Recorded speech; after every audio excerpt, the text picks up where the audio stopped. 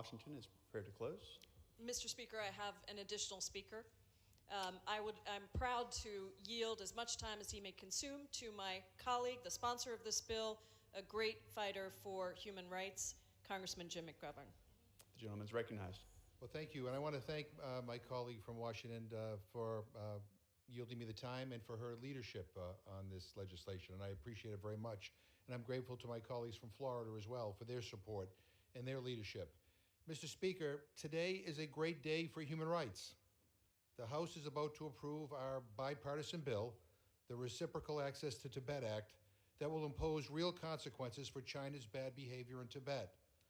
America's foreign policy ought to send the message that we value human rights, that we stand with those working for freedom, that those values compel us to speak out when we see something that's wrong, and that we will hold accountable those who violate the basic human rights we all are entitled to.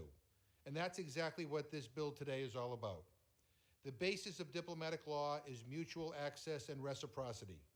But while Chinese diplomats, journalists, and tourists travel freely within the United States, the government of the People's Republic of China has erected many barriers to travel in areas of China inhabited by ethnic Tibetans. U.S. diplomats, journalists, and tourists must obtain permission to enter the Tibet Autonomous Region, a requirement that does not exist for any other provincial level entity of China. Visitors also face obstacles to their ability to travel to Tibetan areas outside the TAR.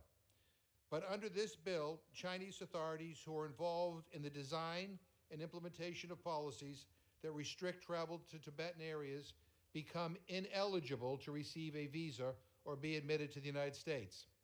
This is a victory for human rights of Tibetans and Americans.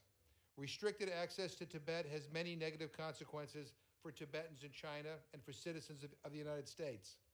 Tibetans are left isolated from the rest of the world. Their well-documented suffering under Chinese rule, arbitrary detention, torture, and ill treatment, extensive government surveillance, restrictions on the use of their language, and their religious and cultural practices. All these violations of fundamental human rights are hidden from sight.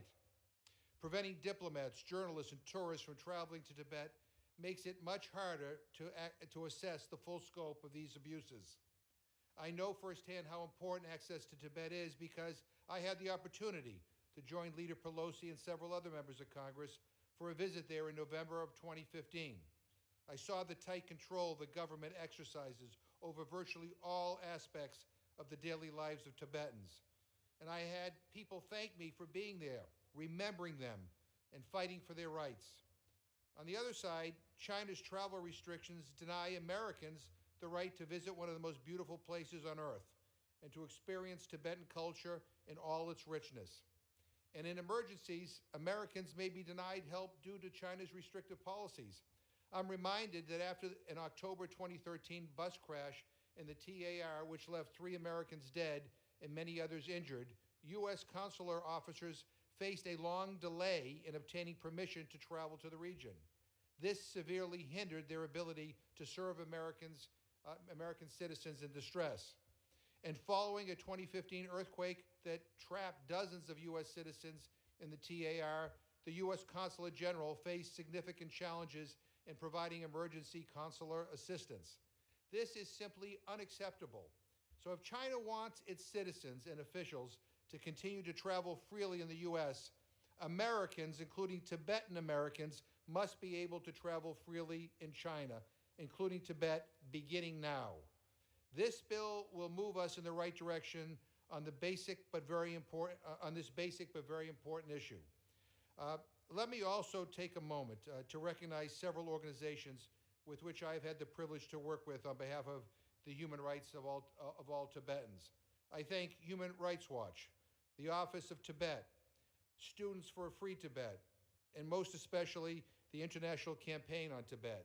Without their commitment and persistence, this bill would not be on the floor today. With this bill, we are taking an important step forward on behalf of the human rights of Tibetans. We are reaffirming our support for the leadership of His Holiness the Dalai Lama, and we are sending a message to the government of China. Human rights are not negotiable. Supporting human rights is the moral thing to do.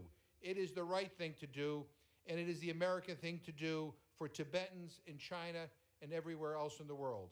And I thank the gentlelady for yielding the time, and I yield the rest of my time back.